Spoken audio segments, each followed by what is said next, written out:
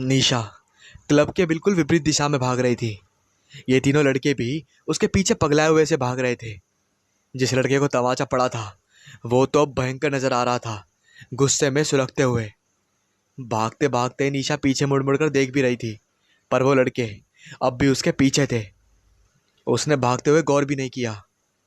Club के पास तो कुछ रोशनी भी थी, पर उसके विपरीत अनगिनत पेड़, और सिवाय अंधेरे के वहां पर कुछ भी नहीं था।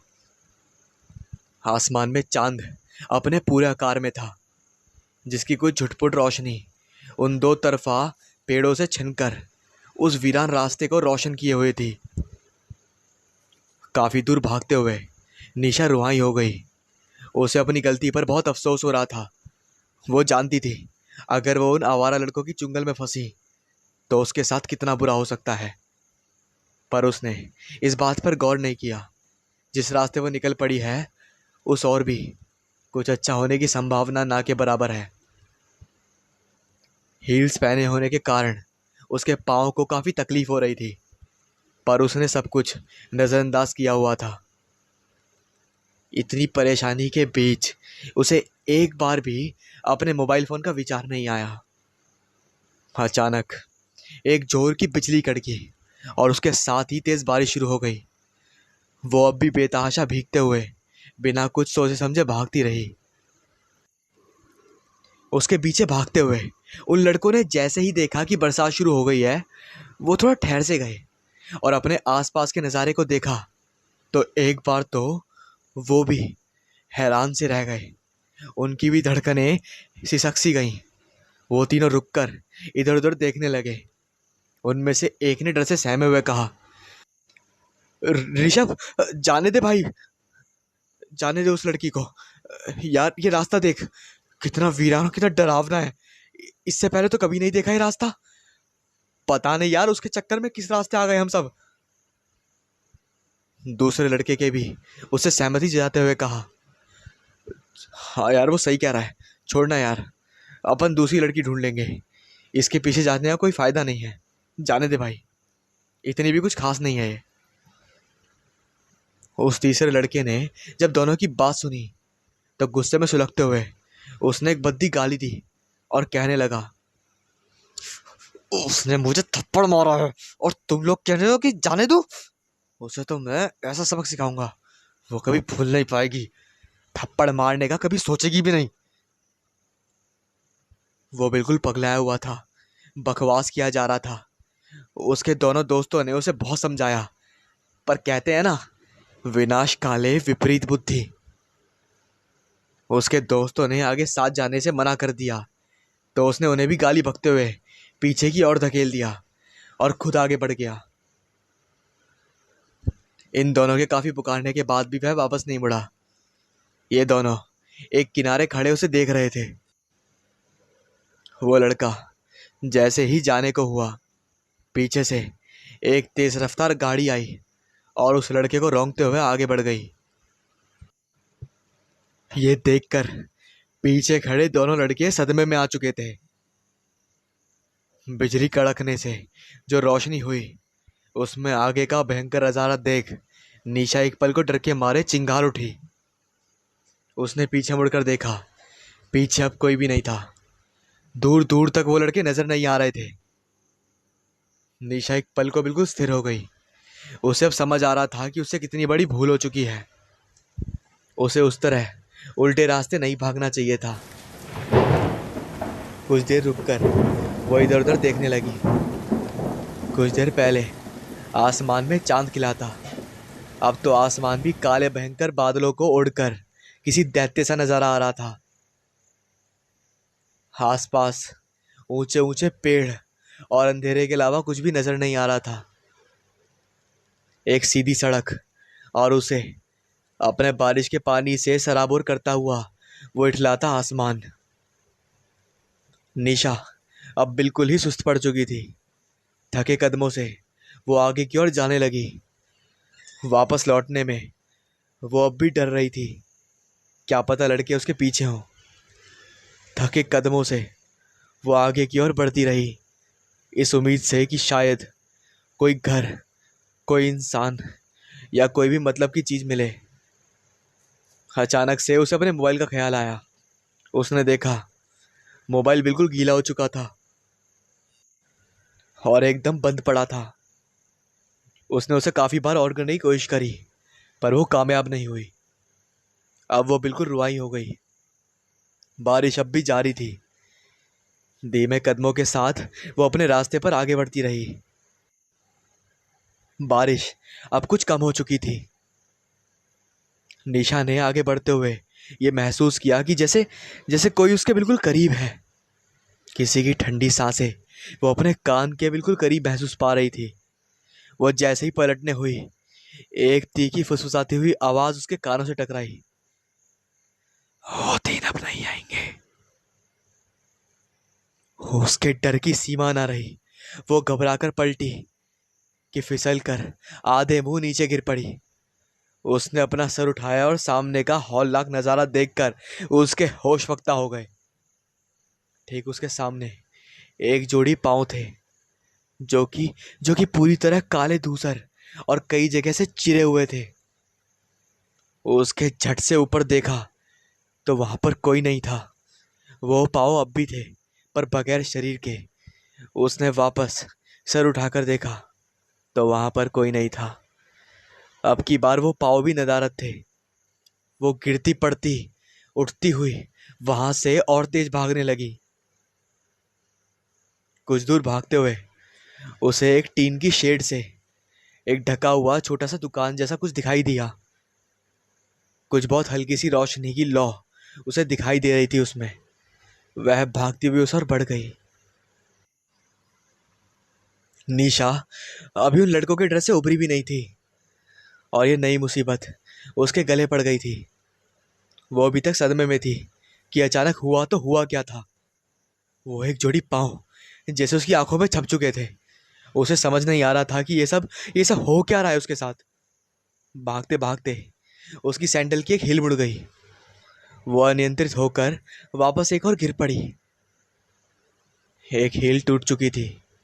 उसने झट से अपने पैरों से हील्स निकालकर एक और फेंक दिया और उठने को हुई कि दर्द से कराह कर वापस गिर पड़ी। उसने देखा उसके पाँव पूरे खून से लथपथ थे। शायद हील टूट जाने के कारण और पाँव मुड़ने के कारण उसे एक गहरी चोट आई थी। वो दर्द में कराहते हुए अपने पैरों को हल्के हाथों से दबाने लगी। अभी वो दर्द से कर्रा ही रही थी कि तभी उसके सामने कुछ धुंध सा जमा होने लगा। उसने देखा उसके आसपास सीमित दूरी में ही वो धुंध छा रहा है। उसे कुछ अजीब सा डर का आभास हो चुका था। वो आसपास पगलाई नजरों से देख रही थी कि अचानक कोई बर्फ से भी ठंडी चीज उसके उस चोटिल पांव को स्पर्श करने लगी। निशा ने चिहूक कर अपने पांव वापस खींच लिए। तभी उस धुंध को चीरते हुए एक हाथ बाहर निकला। यह हाथ भी उन पैरों सा ही था, काले, धूसर और जगह जगह से चिरे हुए। उसमें से खून बहकर जमा हुआ लग रहा था। निशा फटी आंखों से उस एक हाथ को घूर रही थी। उसका डर अपने चरम पर था। उसके बोल कंठ में फंस गए। शरीर ऐसा हो गया मानो किसी ने उसे समेट कर चुनवा दिया हो। शरीर के साथ साथ उसका दिमाग भी सुन पड़ चुका था। वो हाथ जो ही आगे की ओर बढ़ा, जाने कहाँ से उसकी सुध वापस आई और वह झट से उठी और तेज भागने लगी। ना पैरों का दर्द थी, ना अंधेरे का भय। वो बस भागते रही। कहते हैं ना कि जब जब डर पूरे दिल और दिमाग पे छा जाता है तो फिर ना आगे का कुछ दिखता, ना पीछे का कुछ दिखता। यही कुछ शायद निशा के साथ था। दिमाग में न जाने कैसे कैसे बुरे विचार कौंध गए। एक पल को उसे लगा शायद शायद उसका अंत है, पर उसके साथ ही क्यों? उसने तो कभी किसी के साथ कुछ बुरा भी नहीं किया था। फिर ये सब आखिर उसके साथ हो क्यों रहा था? कुछ देर भागने पर उस रोशनी के नजदीक वो पहुंच गई थी। अब वो रुक गई। उसने देखा एक छोटा सा टपरी सा कुछ था। एक छोटी सी लकड़ी की बेंच लगी हुई थी। उसी के पास एक छोटी सी मैली कुचली स्टोव रखी हुई थी और कुछ चाय बनाने का सामान भी रखा हुआ था। वो जगह इतनी सीमित थी कि उसके अंदर बहुत ज़्यादा तो 4 से 5 जने इकट्ठा हो सके। मतलब कि उस जगह के अंदर ज़्यादा लोग तो इकट्ठा नहीं हो पाएंगे, लेकिन 4 से 5 लोग तक इकट्ठा हो सकते हैं। एक कोने में वो जलता हुआ लालटेन शेड से लटक रहा था। वो रोशनी उसी लालटेन से आ रही थी। कुछ देर भागने पर वो उस रोशनी के नज़दीक थी।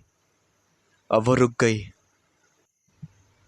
लालटेन के अलावा वहाँ की हर एक चीज़ अपनी पुरानी और मैली कुचली होने की चुगली कर रही थी। देखकर लगता नहीं था कि कोई यहाँ आता भी होगा। बाहर अब भी बरसात अपना कहर जारी किए थी। दोनों तरफ ऊंचे ऊंचे पेड़ भयंकर से लग रहे थे। उस लालटेन की नकाकी रोशनी में वो रास्ता कुछ दूर तक दिख रहा था। निशा काफी देर तक वहां की चीजों और सुनसान टपरी को घूरती रही। उसने देखा वो टपरी तो थी, पर दूर दूर तक कोई इंसान नहीं था, सिवाय उस टपरी के और कोई ठिकाना हुआ था भी नहीं। पर उस जलते लालटेन को देख उसे कुछ राहत थी। अगर लालटेन जल रही है तो कोई ना कोई तो आसपास जरूर होगा। यही सोचती हुई उसके पैरों में बेतहाशा दर्द भी से वो सह रही थी। वो उसी बेंच पर जाकर बैठ गई। बारिश में भीगने की वजह से उसके सारे कपड़े भी गीले हो चुके थे। उसके लंबे बालों से पानी टपक रहा था। उसे थोड़ी ठंड लगने लगी। बीते हादसे ने उसे बुरी तरह डरा दिया था। डर के मारे वो खुद में सिमटी जा रही थी। कुछ देर यूं ही बैठे रहने के बाद उसे अचानक अपने मोबाइल का ख्याल आया। उसने देखा उसके हाथ में मोबाइल नहीं था। डर के मारे शायद उसका फ़ोन कहीं गिर गया था। वो अब रुआई सी हो गई। उसकी आंखों में आंसू बहने लगे। उसे अपने घर की बहुत याद आ रही थी। रह रह कर उसे अपनी माँ का ख्याल आ रहा था। अगर वो आज अगर वो आज झूठ बोलकर अपने दोस्तों संग नहीं आती तो शायद शायद ये सब उसे झेलना ना होता। उसे अपनी गलती पर अफसोस हो रहा था। वो काफी देर यूं ही अपने हाथों पर हाथ रख के चुपचाप बैठी रही और बैठकर रोती रही। और फिर उसे वहां किसी की उपस्थिति का महसूस हुआ। झट से उसने अपना सर उठाकर देखा। एक बुजुर्ग था। उसकी उम्र लगभग 60 से 65 की रही होगी। चेहरा बिल्कुल रूखा, दोनों आंखें कोटर में धसी हुई और उसके गाल भी पिचके हुए थे। उसने हाथों में एक पुराने जमाने का रंग, जिसे छाता भी कहते हैं, वो पकड़ रखा था। उसके चेहरे पर असमंजस के भाव थे। उसे देख निशा एक पल को राहत में आ गई। उसे कोई इंसान जो उसे मिला था वहां पर। वो अपने जगह से उठती हुई बोली, बाबा, बाबा प्लीज मेरी हेल्प कीजिए। मैं यहाँ इस वीरान जगह पर फंस चुकी हूँ। दरअसल मैं अपने फ्रेंड्स के साथ आई थी और कुछ आवारा लड़के मेरे पीछे पड़ गए और मैं रास्ता भटक गई। मैं यहाँ आसपास के शहर से आई हूँ। मुझे अपने शहर वापस जाना है। प्लीज बाबा मेरी मदद कीजिए। उसने अपनी बात हड़बड़ाते हुए एक सांस में कह डाली और बड़ी उम्मीद से उस बुजुर्ग की ओर देखने लगी। वो बुजुर्ग उसे कातर दृष्टि से देख रहा था। उसके चेहरे पर कुछ समझ के भाव थे। वह आगे बढ़ अपनी स्टोव के पास गया और स्टोव जलाने लगा। उसने पूरी तल्लीनता से स्टोव जलाते हुए निशा से कहा, पिछले 12 सालों से मैं यहाँ रहता हूँ। इस जगह ये पक्की सड़क तो अब बनी है, वरना पहले केवल ऊपर खाबड़ और कच्चे रास्ते के अलावा यहाँ पर कुछ दिखता भी नहीं था। ये पेड़, ये वीराने ही तो एकमात्र सहारा है मेरे जीवन का। पहले तो ग्राहकी अच्छी होती थी, पर अब तो लोगों ने जैसे चाय पीना छोड़ ही दिया है। कोई आता ही नहीं है इस बूढ़े की टपरी पर। इसलिए इसलिए खाली पड़ी रहती है टपरी अक्सर। कई दिनों बाद तो कोई आया है इस टपरी पर। निशा पिटासा मुंह लेकर उस बुजुर्ग को देखती रही। ये कोई वक्त था अपनी आह बीती सुनाने का। वो उस बुजुर्ग को घूरे जा रही थी। कुछ देर सुनते रहने के बाद उसके चेहरे के भाव ऐसे थे मानो कह रही हो, यार बाबा, आपकी दुख भरी दास्तां भी सुनने का टाइम नहीं है। कभी फुर्सत मिलेगी तो सुन लूंगी। मुझे इस वीराने से बाहर जाने का रास्ता बता दो बस। परेशान होते हुए उसने कहा, बाबा, क्या आप मुझे यहाँ से बाहर जाने का रास्ता बता सकते हैं? चाय पीती हैं आप बिटिया? बुजुर्ग ने भरपूर मुस्कान के साथ कहा। निशा एक पल को सोच में पड़ गई। चाय की तलब जो उसे अभी भी लगी हुई थी। इतनी देर भीगते रहने के कारण ठंड भी तो लग रही थी उसे, पर वहां की चीजों को देख उसे उबकाई आ रही थी।